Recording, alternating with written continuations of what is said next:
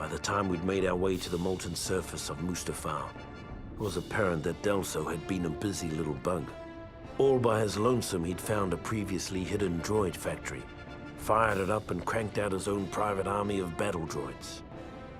Needless to say, this got the men of the 501st a little hot under the helmet, and not just because of all that lava. Truth be told, we'd all had our fill of those gearheads during the war, and we couldn't stomach the thought of going through another one. So we blew them up. Blew up the droids, blew up the factory. Damn near blew up the planet. What's up, guys? Welcome back to Let's Play Star Wars Battlefront 2. So now we have landed on the surface, the fiery surface of Mustafar, and it is time to clean up this mess. We're still fighting droids, guys. It's lame, I know.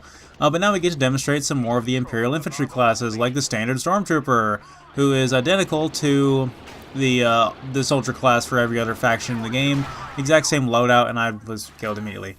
It must be just because I'm a Stormtrooper, you know. I just die for arbitrary reasons just because I'm a Stormtrooper. Also, I can't help but notice it's much harder to hit things as a Stormtrooper. I wonder if that has something to do with it as well.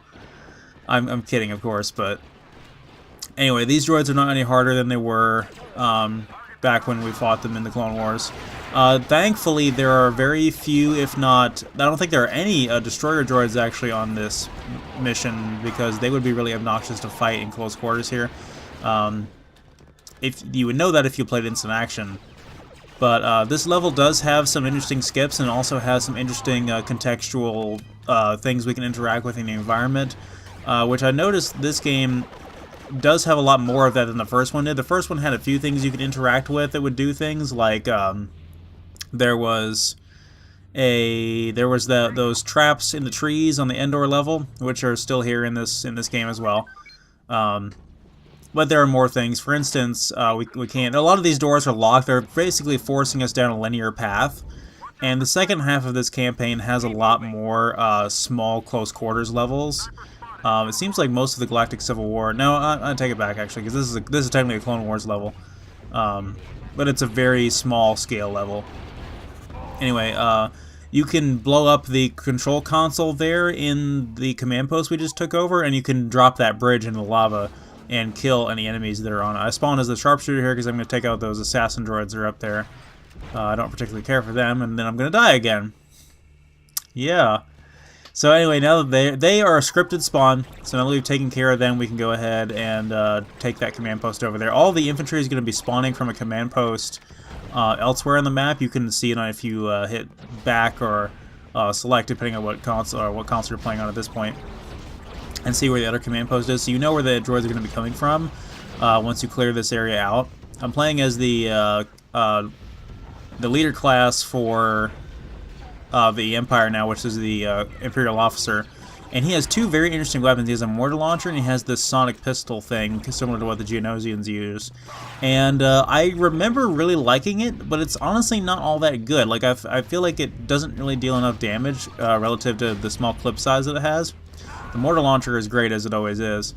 It's very similar to the radiation launcher that just killed me there from that Magna Guard. So, quick demonstration of him. We'll be using him later on. Every officer class, if I didn't say so before, has a recon droid they can deploy. And the recon droid used to be something that the snipers had in the previous game, but now they assign them to the commander class for that reason. I keep using different terminology here. Yeah, the actual in-game term is commander class, so that's what we're going to be referring to from now on. Now the snipers have an auto turret they can drop, and you've seen me actually destroy one of those same auto turrets in the hallway back when we first got in here. I don't really care for those. They're they are useful to some degree, but if I were to use them to defend an area, I would rather just put mines down or drop some det packs down than to use those stupid auto turrets. I mean, if you have it, you might as well use it, especially if you are trying to snipe in an area and it's a close quarters map like this and you don't know when an enemy's going to come up on you. If your auto turret starts shooting at a guy, then you know that he's there if you're aiming down your sight. Anyway, The recon droid, on the other hand, I will not be really demonstrating that because I find it nearly useless. I mean, it has a, it doesn't have the same like orbital strike attack that it did in the previous game, but it does explode. See, there's that. Suddenly, because I'm a stormtrooper, I can't hit anything. Anyway, we got to capture this next command post up here. We got a generous refilling of reinforcements there as we really needed. There's a lot of auto turrets in this map too, similar to the auto turrets that were in the spaceships, the capital ships. It's the exact same type of AI, but they are only in they're only in this campaign mission. They're not in instant action, which is a blessing. I'm going to show off a little skip here that you can do. This is almost like a little sequence break for this level. Using the Dark Trooper, I can jetpack jump up here if you wait for a little bit. All the doors are locked, but for some reason the programmers forgot to make the windows not open when a unit walks up to them. So I can get in here, and one of our objectives, now no other units can get in this room. I'm completely isolated in here.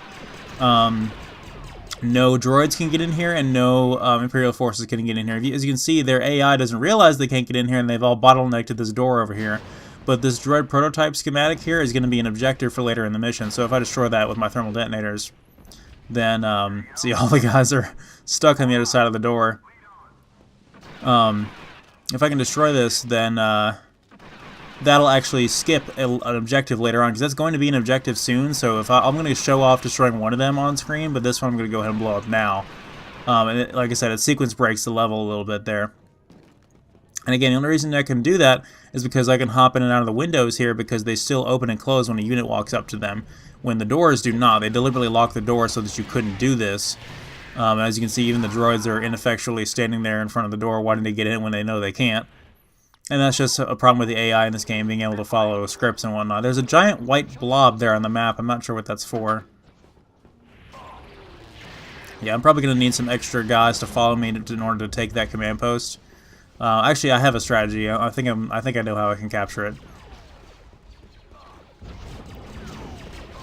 I think if you're not careful, the droids can take back that command post there, although I've not really seen it happen.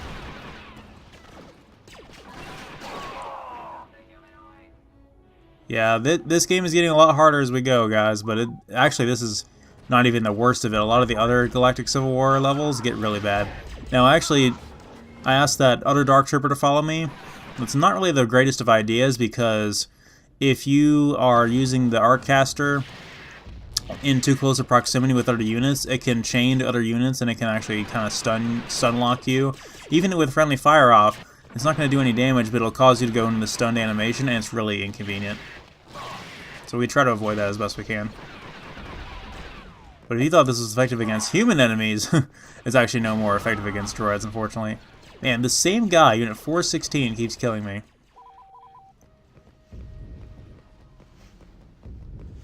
But the biggest problem with this is you're fighting every single droid enemy on the map, and only a handful of your guys are actually following you, so you're kind of a one-man army here. So you kind of have to issue some squad commands to get these guys to follow you. Alright, I'm going to go around the back way and really cheat this command post here. I'm going to destroy some of these auto turrets in the neighborhood, though, because they will get in my way for an objective later on if I don't. And I think they repair over time, but it takes a really long time for them to come back, so no big deal. Alright, if we wait right here, we should be fine. Those auto turrets can't hit me from here. I should try to get rid of them, though. I'll give them that. They got a pretty good sight if they can see me from there. Especially that far one.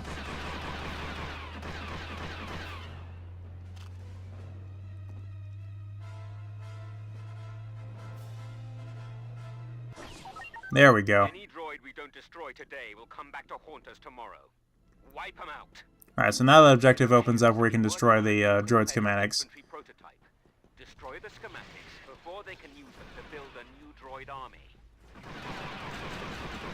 And if I didn't say so before, the amount of units you can have following you at one time is dependent on your ranking.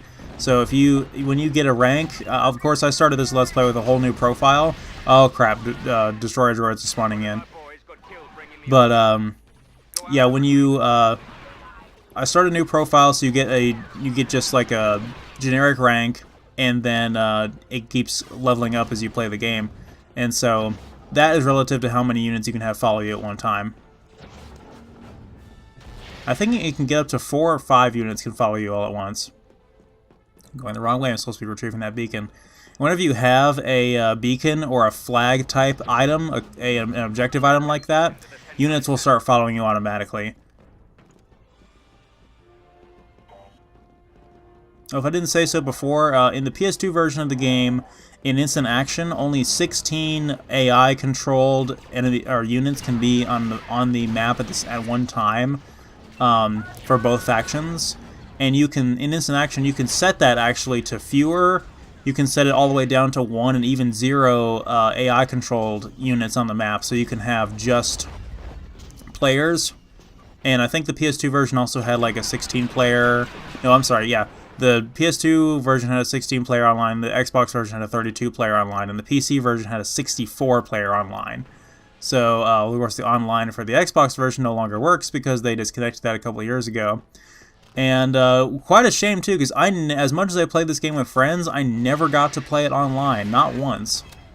The PS2 version, I think you can still play online if you have if you have access to such things, and it's actually it's infamous for having really bad connection problems.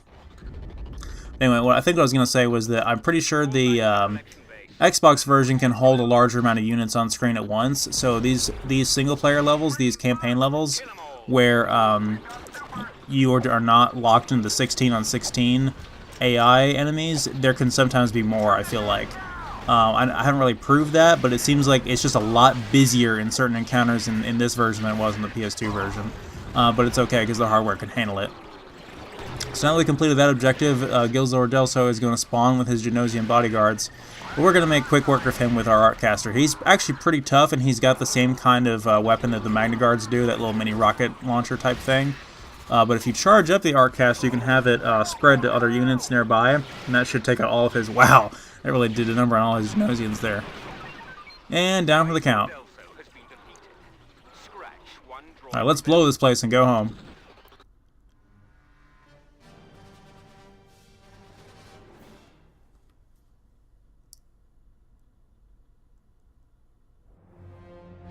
The destruction of the mining facility put an end to any thoughts of a second droid rebellion. For the first time in years, the man of the 501st could relax and get about the business of maintaining an empire rather than building one.